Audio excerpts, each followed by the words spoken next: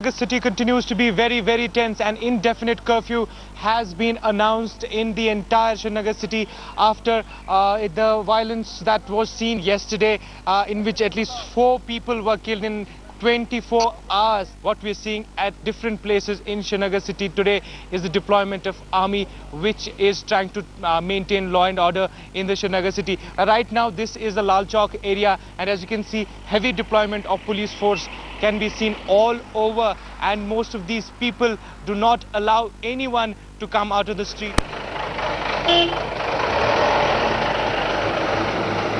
I think at the request of the state government and seeing the situation on the ground, it became necessary for the army's presence to be there and to do a flag march. But I'm sure that the moment things are under control, everything will return to normal. Prime Minister too held a Cabinet Committee on Security meeting to take stock of the situation. The CCS was attended by the Home Minister P. Chidambaram, Defence Minister A.K. Antony and External Affairs Minister S.M. Krishna. Home Secretary G.K. Pillai in the meantime has rushed to Srinagar to assess the situation. Even after an hour-long meeting, the CCS could not come to a conclusion. But looking at the sensitivity of the matter, for now they have decided to send their envoy to Srinagar, but with a stern message that miscreants will be dealt harshly. But the Congress is trying desperately to explain the deployment of the army, something which the opposition is alleging will further alienate the ordinary Kashmiri. The central and the state governments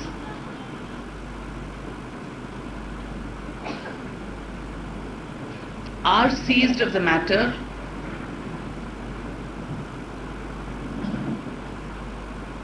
and we are very confident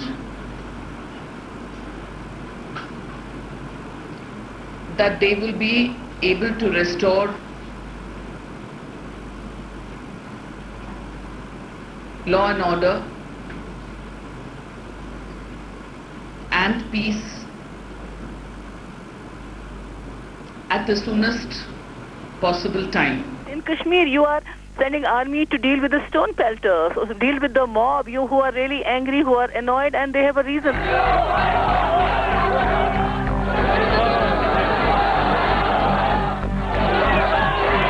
With as many as 14 people already dead in recent clashes, the Omar Abdullah government is facing flack from all around. The question is, how long can the centre continue to give him a long rope? With Shujaul Haq in Srinagar and Atish Srivastav in Delhi, Akash Banerjee, Headlines Today.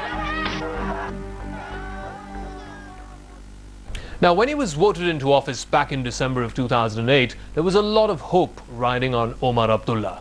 He was billed as the agent of change, the Barack Obama of Kashmir. But in 18 months, all of that has been rendered null and void. Today, Omar Abdullah has lost both the plot and the confidence of the people of his state. Kashmir is burning, and the Chief Minister, far from being in charge, is nowhere to be seen.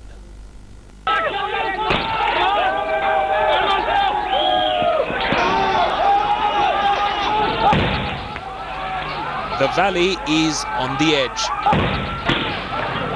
Pitched battles between Kashmiri youth and the security forces are almost a daily feature. The violence threatens to spiral out of control and spread across major towns in Kashmir. As Jammu and Kashmir's youngest Chief Minister, Omar Abdullah, lost the plot. The opposition PDP is on the warpath, listing out all of Omar's failures from Shopia to Srinagar. I, Omar Abdullah. Watch these two pictures of hope and despair. These pictures best describe the situation on the ground. There was hope of a bright new dawn when Omar Abdullah took over as the 11th Chief Minister of Jammu and Kashmir on the 5th of January 2009. Omar was seen as young, dynamic and in with the aspirations of the youth. Father Farooq was very pleased to see a third Abdullah take over the reins of the Kashmir government. Papa कहते हैं बड़ा नाम करेगा, अच्छे काम करेगा, अच्छे काम करेगा, लोगों की मुश्किलें हटाएगा, इस रियासत को आगे ले जाएगा. But the allegations of rape and cover-up in the infamous Shopia case, coupled with Omar's mishandling of the situation, threatening to resign instead of launching a transparent probe, raise serious questions about his ability to govern. Omar Abdullah took over the reins of Jammu and Kashmir as one of the youngest chief ministers in the country, with promises galore. But 1.5 years down the line, he faces his biggest challenge ever. And he realizes that it's not just a law and order situation, but something that requires a concrete political solution. 18 months down the line, the youth of the state are on the streets. Omar's credibility as a chief minister at an all-time low. Very ironically, a chief minister sent to represent the youth has lost the youth of Kashmir. Real problem again is the fact that this has been the first government which has lived in the air. It has had very little connection with the street. Omar Abdullah has also faced criticism for not being sensitive to the plight of the common Kashmiri. The opposition PDP flayed him for holidaying in Ladakh and Gulmarg while the valley was in flames. Omar has virtually given a handle to the separatists to mobilize masses, a repeat of the 2008 Amarnath crisis. In the past 1 month alone, 15 people have been killed allegedly in CRPF and police firing. Omar asking for the army to step in and his government virtually admitting that the CRPF is out of control are seen as indications that the chief minister is no longer in control of the situation. The popular perception right now in Kashmir Valley is that the current crisis could have been handled in a much better manner by the state government. Questions are also being pointed at the capabilities of the young chief minister when it comes to handling a crisis situation in Kashmir. With Maha Siddiqui in New Delhi and camera person Tariq Lone, Shujaulak in Srinagar for Headlines Today. Well, that brings us to our big face-off question we're asking up first on centre stage tonight. We're asking, is the deployment of the army a clear sign of failure of the Omar Abdullah administration? On the big debate on centre stage tonight, we're joined by Mr. G.N. Ratanpuri. He's a senior National Conference leader and Rajya Sabha MP. Mr. Nizamuddin Bhatt, PDP MLA from Bandipora. We're also joined by Ajit Doval, former chief of the Intelligence Bureau. Here in our Delhi studios, David Devdas, senior journalist who's been working in Kashmir for many years now, and particularly with the youth of Kashmir, and our editor investigations, Harinder Baveja. Let me start with you, Mr. Ratanpuri. 14 deaths we've seen in the last fortnight, and yet through all of this, while Kashmir is burning, we haven't heard a word yet from Chief Minister Omar Abdullah. Today's deployment of the army, the first time in 20 years, isn't that a clear sign of Omar's failure as an administrator? On the outset, I may clarify that I am speaking on my behalf. My views may or may not reflect the official opinion of my party or the government. And your question that this is a sign of the failure of the government, no. I concede that police has not come to our expectations and there have been serious lapses. They could have foreseen the situation. It started with small incidents of stone pelting in the downtown area of Srinagar, and it boiled up because of innocent deaths that were caused due to tear gas shells striking some innocent boy, and then it was out of control because people got infuriated because of these innocent deaths. Who let it get to this point? That's the question I'm asking. The government clearly, the state government, can't brush aside and say it's all the responsibility of the CRPF or the police, they're the guys who made the mistake. It's clearly lack of maintenance of law and order by the state government. Primarily, it is the responsibility of the state police, which has a very big and vast paraphernalia. They have the lists of the mischief mongers. They have identified the persons who started this stone pelting, and they have arrested them at many occasions. They should have foreseen. When Omar Abdullah came to power, and consistently over the last 1 year, he's been saying that one of his top priorities, it was in fact one of his #1 poll promises, was that he will reduce the number of troops in the Kashmir Valley. Today, when the crisis hit the ceiling, you've gone back to the same army. The level of troops was reduced to some extent, but we expected the situation to improve further, and we were negotiating with the central government, and central government, at least Home Ministry, had conceded that Armed Forces Special Powers Act and Disturbed Area Act both will be at least amended to make them more deployment humane. of the army today? You're talking about what's happened over the last 1 year. What about the deployment of the army today? Isn't that a sign of failure? There was a section of opinion, you know them, you know them, they are very well known. They opposed this idea, and somehow somebody has created the situation where we are back to square one, and where somebody may argue that the situation has not improved to such a level where we can change this Armed Forces Special Powers Act and Disturbed Area Act. You've made your point. We're also joined now by Dr. Abhishek Singhvi, National Spokesperson and Member of Parliament of the Congress Party. Sir, isn't this deployment of the army for the first time in 20 years to maintain law and order, to try and control crowds in Srinagar city, a clear sign that the state administration has failed? Let me start by saying that it is very regrettable and sad as to the events we are seeing in Kashmir in the last few weeks. Nobody is denying that, and all of us have to join together to improve things. But let's not forget the larger picture. I do not see this as anything more than a very temporary aberration. It's bad, it's sad, it's wrong, but it's a temporary aberration.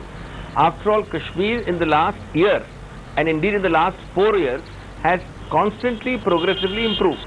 Now, something has happened in the last few weeks. I ascribe it primarily to interference from elements both across the border and a few within the border who do not want stability in Kashmir. Now, beyond that, when something like that happens, what do? You have to deploy first the police along with the CRPF, and when there is a continuity about it and a certain pattern emerging, then as a last extreme resort, the army has been deployed. This is a temporary measure. I can tell you without hesitation of contradiction that of all such places in the world where such kind of insurgencies are active, the Indian approach is the most humane, the most inclusive, the most healing touch oriented. But just still, give me a moment. Just give me a moment. You've made your point. I want to get David to respond to that. David has just come from Srinagar. He will give you the ground situation. David, Dr. Singhvi called it a temporary... Only one point. Yeah, quickly. Only one point. And that quick point is that please don't see this as a complete failure of governance as people are saying. Because if that was so, then just 1 month ago and for the preceding 2 years before that, the governance would be superb. Because there's nothing like this happening. So don't treat this aberration as a failure of governance or the elected people completely failed. That's not true. You've made your point. David, you've just come back from Srinagar. Tell us, Dr. Singhvi called it a temporary aberration. Is it just a temporary aberration? The last point that he made is exactly the problem, at least one of the problems. The state and the political institutions of the state, including the parties in power, tend to see things as perfectly fine and normal, as he said a month ago, because there are no bomb blasts, because there are no gunfires, because there is no... absence of violence doesn't mean it's peace. Absolutely right. And for them, that is what it means. So what is the problem then? They wake up when people come onto the streets and light a fire and express their anger. So what is the problem in Kashmir? And the anger is to do with things that happened over the last few months. And perhaps, in fact, over the last 20 years, in fact, since 47 to a large extent. A lot of the anger has to do with what happened in Machil a couple of months ago, at a time when Dr. Singhvi says that there was absolutely perfect governance. When 3 boys were picked up, lured to an army camp with the promise of jobs and were shot. And when their bodies were exhumed a month later, it was discovered that they were ordinary boys from impoverished families who had nothing to do with militants. You want to respond to that, Dr. Singhvi? The fact is, this has been not a single event of failure. This has been consistent failure over the last few months, whether it's human rights violations, whether it's abuses by the security forces. And the point that David was making, that about the humane approach of the Indian security forces, not quite the case in Kashmir Valley. Let's accept it. May I make one more point? Yeah, let him respond and I'll come back to you. Yeah, Dr. Singhvi. Can I respond? Yeah, Dr. Singhvi. I must respond because the preceding speaker has just made a caricature of what I've just submitted. Either he has not heard it or he has deliberately made a caricature of what I've said and distorted it completely. On the contrary, what I've said is that it is these events which are happening for the last 2 months. I didn't mean 1 month in exact 30-day sense. In the last few months or few weeks, which are extremely sad and bad, and aberration is bad. But I totally disagree that you must therefore go back to assuming that 40 years of accumulated anger, 10 years of accumulated anger, and 5 years of anger are to be, yes, those are problems, but those are structural problems. Those are not issues which have led to this sudden eruption. No, what he's saying is this is not something that has just suddenly happened overnight. This has been flaring for a very long time. The signs were there. Both the state administration and the centre missed those signs. That's the point David is making. No, there was no missing of signs for the simple reason that in a particular action, this is the whole problem. My friend, there is generalizing things. In a particular action, let me assume that there was a police excess. You have to address that action by taking disciplinary action against the police, the CRPF, etc., and the central government and the state government on the same page on that. But to say whether it was in Machil, whether it was in Shopia, whether it was in Sopore, time and time again, that was not that exact thing you're referring to was not done, Dr. Singhvi. That is why you're seeing this kind of flare up right now. Whether it's in Shopia, in Sopore, in Machil, that was not done. Nobody supported directly or indirectly, at least at the official level, either Machil or Sopore or Shopia. But yes, there are excesses in this process, and it is very regrettable. I think we all condemn it strongly. But don't generalize it to a malaise which is allowed to fester and encourage it kind of thing. I want to go across to Mr. Nizamuddin Bhatt. He's from the PDP, and one of the points that has been consistently made by Omar Abdullah's administration in Srinagar and sometimes here at the centre is that interests inimical to India, whether it's separatist elements, whether it's elements from across the border, are the ones who are inciting this violence. This has nothing to do with the ordinary sentiment of the people of Jammu and Kashmir. Is that necessarily true, sir? Mr. Bhatt. You see, let me tell you, Kashmiris don't suffer from split personality. They are not hysteric too. It has been a problem all along, and it has been acknowledged by all the governments, all dispensations. But there has not been a proper treatment to the problem. There were spells when there was a hope. For last 1.5 years, that hope has turned into dismay. And it has been again the revival of that kind of a sentiment which we call alienation. There has been an impression from day one that the government that's in place is lacking wisdom, a familiarity with the Kashmir problem too, as also familiarity with their own people. It was complete lack of direction. There have been no aberrations. There have been incidents after incidents which were alarming for any responsive government. That is the larger point, isn't it? The fact that Omar Abdullah, crisis after crisis, his response has been inept. Whether it's Shopia, whether it's Machil, whether it's Sopore, whether it's Bandipora, Baramulla, we've seen incident after incident in the last 1.5 years. The response has been inept. And more importantly, I want to take this to a larger level. The so-called process of reconciliation and normalization, which was started in 2004, seems to have been stuck in limbo. Absolutely. I mean, Omar Abdullah seems completely missing in action, Zaka. And the problem, I think, has, if you have to lay the blame somewhere, it has to go both to the state government as well as the central government, because Kashmir is a very difficult problem and it cannot only be the business of the state government. The problem is the approach that the two governments take. Often when you walk the corridors of power, you will hear words like containment, surface normalcy, what Dr. Singhvi was talking about, that this is an aberration, but earlier it was okay. But the point is, and I wish the state and the centre both wake up to the fact that Kashmir, in effect, is a political problem. There is huge alienation that the governments need to address. Today it was the CRPF. Basically, the people are venting their deep-seated anger against the uniform. It could be the army, it could be the CRPF, it could be the local police. The state is missing in action. They are only, the face of the state that is visible is only in uniform. But that's what I'm saying. Where is the humane approach? You have to talk to the people of Kashmir. Kashmir is not just a piece of real estate, which is what the centre thinks it is. When Mufti was Chief Minister, he used to time and time again talk about the healing touch. Ajit Doval You've seen the response of both the state government and the government here at the centre. They had a CCS meeting earlier this morning. It was decided that army will be sent in and they will have a peripheral role and so on. What is missing in the centre's action plan for Kashmir? Are they completely forgetting that there are genuine grievances? There's a genuine sense of alienation which they're not able to address, and which is why you are seeing these incidents time after time after time.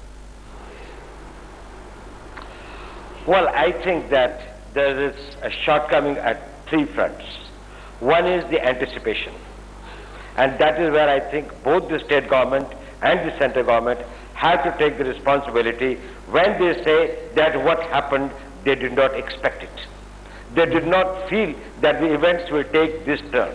They should have had the intelligence inputs about the Pakistan designs, about the subversive elements organizing themselves, about the alienation level within the society, and I think that is the first failure. The second is about the response. If you have made an anticipation about the threat and the response, about the likely this thing of thing, what are you going to respond in what way? It was neither proportionate nor timely. And I think at every stage, the response has been very, very flat-footed. And third is, I think, the main political dimension of the problem, political parties' lack of rapport with the civil society. Their mobilization, their ability to reach out to the people, tell them that these are the plans which are being made, these are the type of an environment that is being built up, and containing those forces which were within the state trying to work as agent provocateurs, as trying to provoke the people inside them. At the same time, telling the security forces that situation is getting a little hot. They should contain and restrain themselves, and particularly any violations or events which are seen as something which will probably arouse the youth sentiment or will arouse the civil society. There should have been firstly they should have been contained and curtailed, and secondly there should have been quick response. After they did respond in some of the incidents. The response has been, like you said, pretty flat-footed in most occasions. Dr. Singhvi, one of the consistent arguments that's been put forward by the Home Minister and by the Congress Party when it comes to the whole debate about using the army against the Naxals is that we can't use the army against our own people. But the army can be used in Kashmir. Aren't Kashmiris as much our people as the Naxals or the tribals that the Naxals claim to represent are? Your point is completely fallacious for the simple reason that unlike other parts of India, Kashmir is not only, as you put it, inverted commas, our people. There are large segments there which involve infiltration, incitement across the border with an unfriendly neighbor. You are forgetting that. That's the fundamental difference between the Naxal problem and this. Point number one. Point number two, I have no hesitation in saying that certainly the sense of alienation exists and is heightened when army action involves excesses or CRPF action involves excesses, as it will happen in individual cases. And that's extremely bad, and I can understand the family of people who have lost children.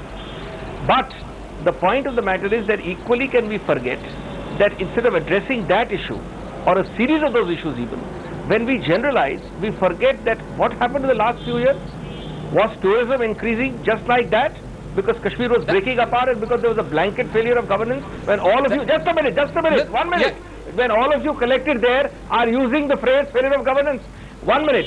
Number two, were the statistics for the last 7 years about violent incidents in Kashmir declining over the annual pattern, were they all false? So there is an improvement, and Dr. yet there is Singhvi, a that is terrible excess exactly the problem. That is exactly the problem. David, I want you to respond to this, because here in Delhi, sitting here in Delhi, people seem to think that the tourist influx is the indicator of the health of Kashmir. When clearly and what a wrong yardstick to use. It's like containment, it's like surface normalcy. Let's ask Dr. Singhvi about Prime Minister Manmohan Singh's roundtable initiative. In UPA too, it is not convened even once. David, you want to respond to the point that Dr. Singhvi made, and we'll go back to him about the roundtable. Absolutely, this is very dangerous discourse. Dr. Singhvi, just give me a minute. Just give me a minute. Let David make his point, and then I'll come back to you. Dr. Singhvi, this is extremely dangerous discourse. When people, and our people, my people, I don't know what you think of them, but I was surprised that a spokesman for the Congress party, for which my grandfather and my father made sacrifices. In 1926 and 1942, I am surprised that a spokesman for the Congress party should speak like this about people who are our people. To give a dog a bad name and hang it is easy, but it is an extremely dangerous thing to do.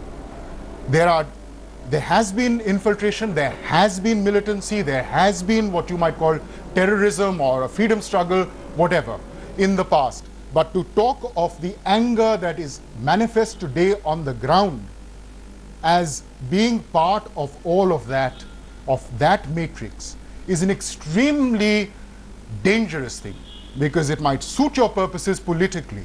And I'm surprised that the parties that have been represented here all tend to be talking in this sort of language. Dr. Singhvi? The phrase troublemakers was used at the beginning. You made the point about foreign infiltration.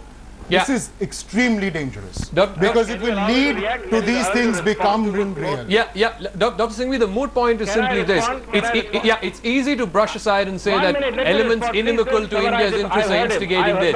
Why don't we accept that this is a genuine sense of alienation amongst the people of Kashmir, and we're missing the whole point. You respond to what David said. I think you cannot allow a discussion to take place if you have me on OB and you allow this kind of distortions. I am astonished at his astonishment. I said earlier that this gentleman is deliberately distorting what I said. I have no hesitation in front of him, whether he feels bad or his ancestors of 26 and 42 feel bad, to repeat that people who infiltrate across the border are not our people. Now, Mr. David wants to adopt them in his definition of a healing touch. I don't think he's a congressman. I don't think his ancestors were congressmen. He distorts my sentence to suggest that when I talk of infiltrators who are intruders from across the border as not being our people, I am referring to Kashmiris. This kind of distortion you then paraphrase in your anchor in this program. This is absolutely ridiculous. I said it on channel. Please rewind and replay your tape for Mr. David in case he cannot hear well or he cannot understand what I'm saying. And let me repeat it again for him. People who infiltrate, incite and enter our borders from across Kashmir are not our people, Mr. David, whether you or your ancestors of the 26 and 42 vintage like it or not. Now let me answer your second point. Yes, I said. Dr. Singhvi, let me ask you a very simple question, sir. Alienation. No, you made your point. You made your point. Let me ask you a very simple question. Do you believe the violence that we've seen over the last fortnight or a month or so is being done squarely and only at the behest of people who've infiltrated, whether it's from Pakistan or wherever, people who've come across to this side, interests inimical, like the Congress Party spokesperson's use, interests inimical to India? Do you believe that this is merely instigated by them? There is no genuine sense of alienation which is leading to this violence? Do you genuinely believe that? I want to answer your question. Please. I don't repeat the question so many times because it takes one sentence to paraphrase it. Yeah, go ahead. I want to answer your question by asking you a question. Did I say any time in this program that I believe that what is happening only because of infiltration? I said there is an element, and I repeated thereafter that I can understand the grave alienation of people whose families are killed in excesses.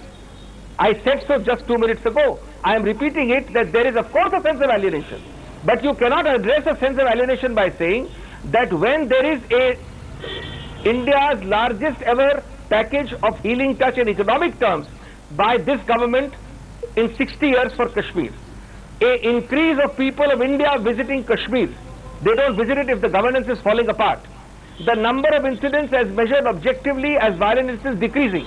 All these three are brushed aside by recourse by Mr. David and others on your panel, by suggesting that this ignores altogether 60 years of alienation.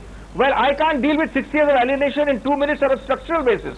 Okay. Harinder wants to ask you a question. Just give me a moment. You've made your point. I've given you enough time. Harinder wants to ask you a question. Dr. Singhvi, this is Harinder Baveja. You know, I'm glad you've acknowledged the deep-seated alienation that exists in the valley, but at the same time you talk about the number of tourists going up. Earlier also I acknowledged it. Surely the number of tourists coming in does not mean that has taken care of the alienation. What has the centre done? Of course it doesn't. The alienation arises how, Harinder? Harinder, when the central government institutes an inquiry a very comprehensive inquiry, expresses regret and says that we don't stand by such incidents for Shopian or for Machil or etc., do you think we are condoning it? But no, listen, but when you refer to 14 deaths as an aberration, some people, when you refer to 14 deaths as an aberration, I don't think it also means that the centre somewhere is not aware of the ground realities of Kashmir. No, that's not so. We consider, as I said, of course it's an aberration. I don't think anybody should call 14 deaths a norm. It's a terrible aberration, it's a regrettable aberration, it's a sad thing. But the point is, how do you deal with it? You have to convince those very people who feel alienated, rightly I say, that look, if there is an excess, I will not allow that perpetrator to go unpunished. And the central government and the state government says so strongly, and I say so for the party here. The point of the matter is, you can't solve this problem by doing the kind of approach which I am hearing on this channel. Can you solve this problem by constantly breastfeeding and saying, oh yes, there is alienation, but there is 60 years of alienation and 40 years of alienation? Well, no, that is the political process also going on. That was what she was trying to make. Anyway, we'll just come to that in just a moment. I want to come to our second face-off question, and this concerns the Chief Minister, because he's the man who should be holding fort and holding charge and ensuring that this problem is taken on head-on. Where is Omar Abdullah? Why is he missing in action? Mr. Ratanpuri, I know you said at the top of the show that you speak in your individual capacity, but surely the fact that your party leader is missing in action over the last fortnight must worry you as his state burns. Mr. I want to make it clear that Mr. Omar Abdullah's government has acted in the most transparent way during the last 1.5 years. We have taken action wherever human rights abuses have taken place, but certain laws which give special powers to armed forces are making it difficult to dispense justice speedily. We were lobbying for it, we were pressing for the repeal of Armed Forces Special Powers Act, and there was almost a consensus that it will be amended to make it more humane. Mr. Omar Abdullah has been traveling through the length and breadth of Valley. He has visited Baramulla, he has visited whether it is Machil, today we don't know. Justice has not been done in any of these cases. So I'm surprised that you say that Mr. Abdullah has responded effectively. What has been the response? In fact, there has been no response. Yes. We have registered the cases, we have arrested certain people, but as I said, that special powers given to armed forces through different laws, Armed Forces Special Powers Act and Disturbed Area Act, make it difficult to dispense justice speedily. That is the only problem which we have to you made your point. Is that the only problem, David? That the security forces have blanket powers in Jammu and Kashmir, and therefore nothing can be done in case there are excesses? That is certainly one of the problems, but there are other problems too. The governance of Jammu and Kashmir requires a great deal of sensitivity. The people are an extremely emotional people, and they require a lot of reaching out. And it's a special situation, as your panelists from the political parties pointed out. In fact, Dr. Singhvi made the point that it's an extremely different situation, or it's a somewhat different situation from other parts of the country. When he came to power, Omar Abdullah, everybody expected him to do that. Everybody expected him to continue the healing touch policy, which was working. How come it's all floundered in the last 1.5 years? He's not, from the beginning, been able to reach out and emote and touch his people in terms of whatever kinds of human rights abuse have taken place, or incidents that have upset people. For example, Shopian last year, he wasn't able to relate to them, and the sorts of narrative that or discourse that is apparent in the valley is not at all complimentary, because people expect him to reach out and be there up front with them, which doesn't happen. Just to add to what David's saying, Zaka, in fact, even before he was sworn in, Omar Abdullah had conceived this 100-day plan, and which he shared with some of us, including me. And he always maintained at that time that, you know, the government cannot just function out of Srinagar. I'm going to make sure that I have cabinet meetings in different districts, you know, every month. I'm going to make sure the MLAs go to their constituencies. I'm going to make sure I have a mobile darbar as the Chief Minister, which goes around the valley to hear the grievances of the people. And I'm afraid none of that has happened. Dr. Singhvi, I'm afraid we're coming to the sort of fag end of the show. As coalition partner, the Congress is a coalition partner of the National Conference government in Jammu and Kashmir. Are you satisfied with the manner in which this whole crisis has been dealt with by the state administration? The word satisfied is a very misleading word, it's a very subjective word. Certainly there is scope for improvement, there cannot be two views about that. Nobody wants such kind of things. There are so many things. All right, I think we've unfortunately lost that link with Dr. Abhishek Manu Singhvi. We will try and re-establish that in just a moment, but I want to get closing comments from Mr. Nizamuddin Bhatt from the PDP. What is the way forward now? A young chief minister, when he took office, there was a lot of hope riding on him. In fact, in some places we had 60-70% voter turnout. Much of it was young people. Have the youth of Kashmir now lost hope in the youngest chief minister of the state? What is the way forward, sir? Because this is not clearly just an Omar Abdullah problem or a National Conference problem or a Congress problem or a Government of India problem. This is a collective problem, and unless the PDP's cooperation is sought and got, this problem can't be solved. You see, I don't want to make this debate a discussion between PDP and National Conference. This is not a small fight. And when we say that government has failed, it's obvious, because once the army is called, that is the last resort. Any gentleman would have acknowledged that he has failed. Chief Minister merely is not an SHO sitting in the chair and registering FIRs and launching investigations. There is a huge problem which everybody has acknowledged. Every panelist has acknowledged that this is a problem which needed to be addressed. There had to be consistency in the approach.